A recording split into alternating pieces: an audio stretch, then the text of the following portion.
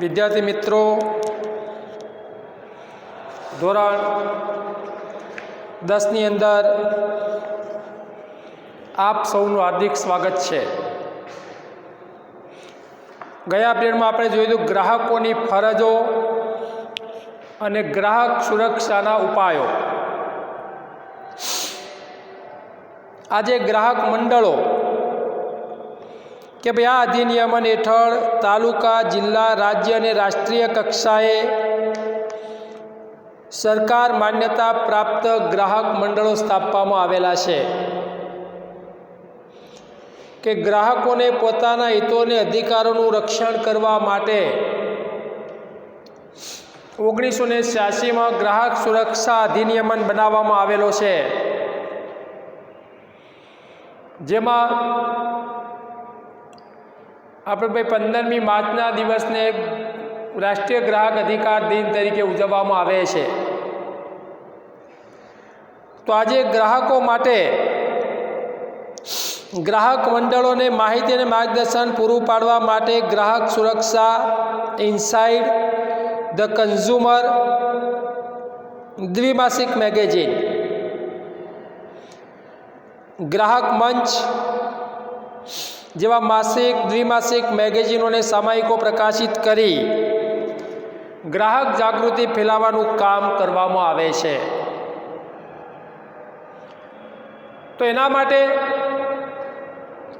અનાજની જાહેર વિતરણ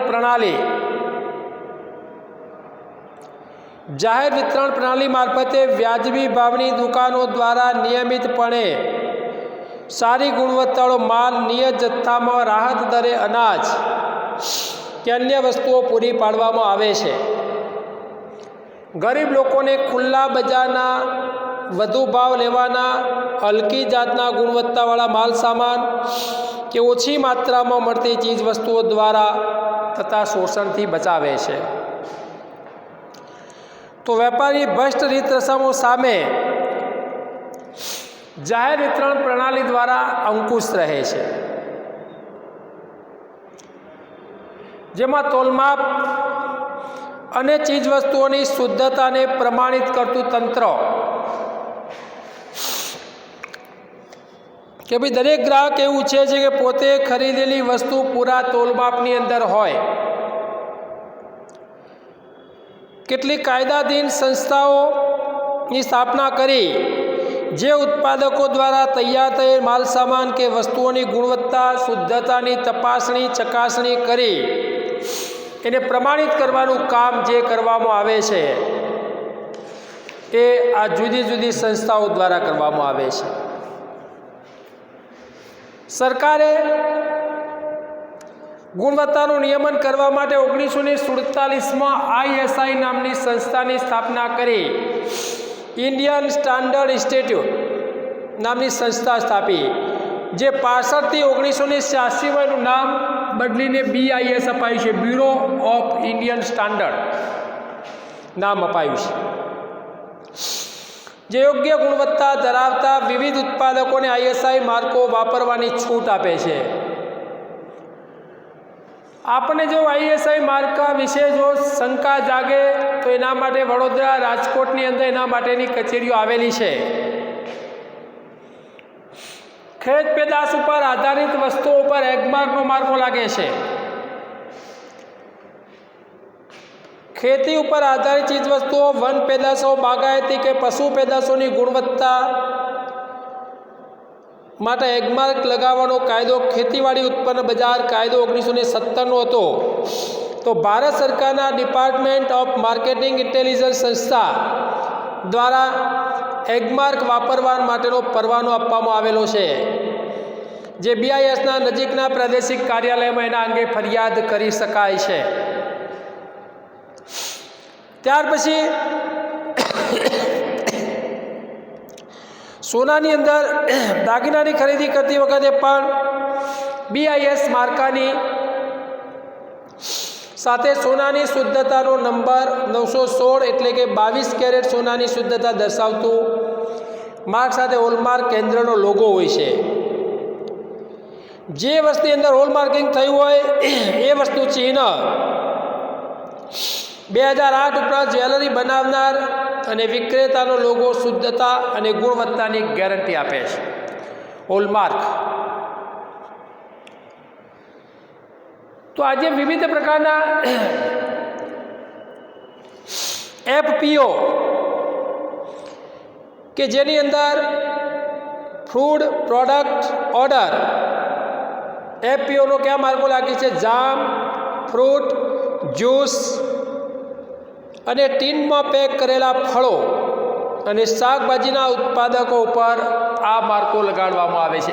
FPO food product order. ISI textile, chemical, જંતુનાશકો, રબર, પ્લાસ્ટિકની બનાવટો, સિમેન્ટની ધાતુઓ, ઇલેક્ટ્રોનિક ઉપકરણો, એના ઉપર આપણે જોઈ ISI એટલે કે BSI બ્યુરો ઓફ ઇન્ડિયન સ્ટાન્ડર્ડનો માર્કો લાગે છે. વૂલમાર્ક ઊનની બનાવટો અને પોશાકને આપવામાં આવેલો છે. ઊનની બનાવટો અને પોશાક. MPO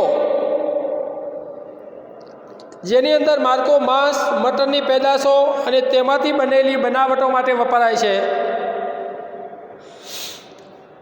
HACCP આ પ્રક્રિયા દ્વારા તૈયાર થયેલા ખોરાકના ઉત્પાદનો BIS દ્વારા અપાય છે. અને ECO માર્કો સાબુ, ડિટર્જન્ટ, કાગળ, લુબ્રિકેટિંગ ઓઇલ, પેકિંગ મટીરિયલ્સ, રંગ રસાયણો, પાવડર કોટિંગ, બેટરી, સૌંદર્ય પ્રસાધનો, લાકડાને બદલે વપરાતી વસ્તુઓ, ચામડાની અને પ્લાસ્ટિકની બનાવટી વસ્તુઓ. આ ચામડાની અને પ્લાસ્ટિકની બનાવટોને આ માર્કો આપવામાં આવેલો છે, જે અત્યારે BISના નામે ઓળખાય છે. તો આ વિવિધ પ્રકારના આપણે ભાઈ માર્કા એ રાષ્ટ્રીય સ્તરે વપરાય છે. તો રાષ્ટ્રીય સ્તરે આપણને આ માર્કો જોવા મળે તો આપણે સમજવું કે ભાઈ આ વસ્તુઓ એ રાષ્ટ્રીય સ્તરે પ્રમાણિત કરેલી છે અને ગુણવત્તાવાળી વસ્તુઓ છે. પણ વાત આવી કે ભાઈ આંતરરાષ્ટ્રીય સ્તરે શું કરવું? આંતરરાષ્ટ્રીય સ્તરે આપણે જોઈએ કે ભાઈ ISO ઇન્ટરનેશનલ સ્ટાન્ડર્ડાઇઝેશન ઓર્ગેનાઇઝેશન જેનું મુખ્ય મથક જીનીવાની અંદર આવેલું છે, જેની સ્થાપના 1947માં થઈ હતી, જેનું કાર્ય ISOની 9000 આંતરરાષ્ટ્રીય ગુણવત્તાનું પ્રમાણપત્ર આપે છે. તો ISO 9000 અને ISO 14000નો માર્કો આપણને જોવા મળે તો સમજી લેવું કે ભાઈ આ વસ્તુઓ આંતરરાષ્ટ્રીય સ્તરે પ્રમાણિત કરેલી છે. ઇન્ટરનેશનલ સ્ટાન્ડર્ડ ઓર્ગેનાઇઝેશન ISO 9000 અને ISO 14000નો માર્કો આપણને જોવા મળે તો સમજી લેવું કે ભાઈ આ વસ્તુઓ આંતરરાષ્ટ્રીય સ્તરે પ્રમાણિત કરેલી વસ્તુઓ છે. તો જેનું વડું મથક જીનીવામાં આવેલું છે અને પણ 1947માં એની સ્થાપના થઈ હતી. કોગેસ એલિમેન્ટેરિયન્સ કમિશન ખોરાકને લગતું આંતરરાષ્ટ્રીય કમિશન છે. તેમાં આંતરરાષ્ટ્રીય ખાદ્ય પદાર્થોને પ્રમાણિત કરવાનું કાર્ય કરે છે. આ કમિશનની સ્થાપના 1963માં ખાદ્ય અને ખેતી સંગઠન ફૂડ એન્ડ એગ્રીકલ્ચર ઓર્ગેનાઇઝેશન નામની સંસ્થા દ્વારા WHO વર્લ્ડ હેલ્થ ઓર્ગેનાઇઝેશન વિશ્વ આરોગ્ય સંસ્થા દ્વારા કરવામાં આવી. તેનું મુખ્ય મથક ઇટાલીની રાજધાની રોમની અંદર છે. તે દૂધની બનાવટો, માંસ, માછલી, ખાદ્ય પદાર્થોના ઉત્પાદનને પ્રમાણિત કરવાનું અને આંતરરાષ્ટ્રીય સ્તરે વેપાર નીતિ નિયમો ઘડવાનું કાર્ય આ સંસ્થા કરે છે. તો ભારતમાં ISOની કામગીરી સાથે BIS કામ કરે છે. તો આ પ્રમાણે આપણે જોયું કે ભાઈ આંતરરાષ્ટ્રીય સ્તરે પણ ISO અને CAC નામની સંસ્થા કામ કરે છે. FAO food and agriculture organization, WHO world health organization, વિશ્વ આરોગ્ય સંસ્થા વિવિધ પ્રકારના આપણે જોઈએ કે ભાઈ એનું સંચાલન કરે છે. આ બધું આપણે તો ભાઈ ફરિયાદ કોણ કરી શકે અને ક્યાં કરી શકે? આખો પાઠ આપણે જો ભાવ વધારે ગ્રાહક જાગૃતિ, પણ ગ્રાહકોમાં જાગૃતિ હોય તો ગ્રાહક ફરિયાદ ક્યાં કરી શકે, કેવી રીતે કરી શકે, ફરિયાદ કોણ કરી શકે? તો ગ્રાહક કરી શકે. પહેલાં કેન્દ્ર રાજ્ય સરકાર અથવા કેન્દ્ર શાસિત પ્રદેશોની સરકાર કરી શકે, ગ્રાહક મંડળ કરી શકે, જે કંપની કે અન્ય પ્રવર્તમાન કાયદા હેઠળ નોંધાયેલ હોય તે, અથવા એકથી વધુ ગ્રાહકો પણ વતી પ્રતિનિધિત્વ સ્વરૂપે કોઈ પણ ગ્રાહક, બધા ગ્રાહકોનો સમાન હિત હોય તો એ કરી શકે. કોઈ માલ ચીજવસ્તુ કે સેવા ખરીદનારની સંમતિથી ઉપયોગ કરનાર કુટુંબનો કોઈ સભ્ય માલ કે સેવામાં તૂટ કે ખામીયુક્ત સેવા બદલ નુકસાન સામે ફરિયાદ કરી શકે છે. તોલમાપ ખાતાનો અધિકારી હોય તો એને પણ ફરિયાદ કરી શકાય. ગ્રાહક તેના કુટુંબના સભ્ય દ્વારા સ્થાનિક જિલ્લા ફોરમ અદાલતો, રાજ્ય કમિશન, રાષ્ટ્રીય કમિશન, સ્થાનિક પુરવઠા કચેરી, તોલમાપ વિજ્ઞાન ગ્રાહક કચેરી, ગ્રાહક મંડળો, કલેક્ટર કચેરીમાં ફરિયાદ કરી શકે છે. એના વજન સંબંધી, શુદ્ધતા સંબંધી કે કોઈ પણ પ્રકારનું ઘટ હોય, વજનમાં ઘટ હોય તો એના માટે પણ ફરિયાદ કરી શકાય છે. તો આ ગ્રાહક સુરક્ષા માટેની વિવિધ જે જોગવાઈઓ છે, પણ ગ્રાહકો જાગૃત હોય તો અલગ અલગ પ્રકારે આપણે ખરીદી કરી શકાય. ફરિયાદ કેવી રીતે કરવી?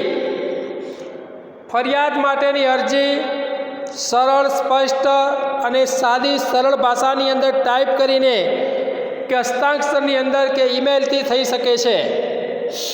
જો કોર્ટમાં વકીલ મારફતે કેસ કરવો હોય ત્યારે સોગંદનામું કરવું પડે છે. અરજીમાં અરજદારનું નામ, સરનામું અને સંપર્ક નંબર હોવો જોઈએ.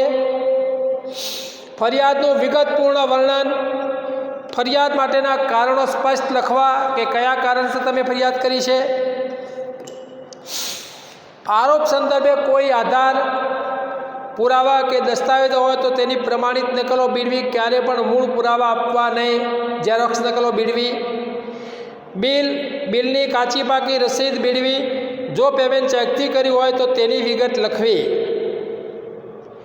વિક્રેતાઓએ કરેલી શરતો, જાહેરનામા, જાહેર ખબરની નકલ, ગેરંટી કે વોરંટી કાર્ડની નકલ બીડવી. અરજી સાથે માગેલ વળતરના દાવાની રકમ અનુસાર નિયમ મુજબ ફી ભરેથી જે તે ગ્રાહક ફોરમની અંદર ફરિયાદ કરી શકે છે. ગ્રાહક ફરિયાદ થવાનું કારણ ઉદ્ભવે તેના 2 વર્ષની અંદર ફરિયાદ દાખલ કરી શકાય છે. કોઈપણ ગ્રાહક સંબંધી ફરિયાદ કાયદા દ્વારા, વિશેષ અધિકાર દ્વારા ગુજરાત રાજ્યના હેલ્પલાઇન નંબર 18-233-0222 અને રાષ્ટ્રીય કક્ષાએ 18-114-000 એના ઉપરથી માહિતી મેળવી, માર્ગદર્શન મેળવી અને આપણે ફરિયાદ કરી શકાય છે. તો ફરિયાદ કરવા માટે સાદા કાગળની અંદર એના માટેની નકલ કરવાની હોય છે, જેમાં વિવિધ પ્રકારના જે પુરાવા રજૂ કરવાના હોય છે એ રજૂ કરવાના હોય છે. તમને થયેલા અન્યાય માટેની વિગતો રજૂ કરવાની હોય છે. બિલ, પાકું બિલ, પાકી રસીદ કે વોરંટી કાર્ડ હોય તો એનું પણ જોડાણ કરવાનું હોય છે. ગ્રાહક ફરિયાદ થવાનું કારણ ઉદ્ભવે તેના 2 વર્ષની અંદર ફરિયાદ દાખલ કરી શકાય છે. તો એના માટે આ વિવિધ પ્રકારની જોગવાઈઓ છે.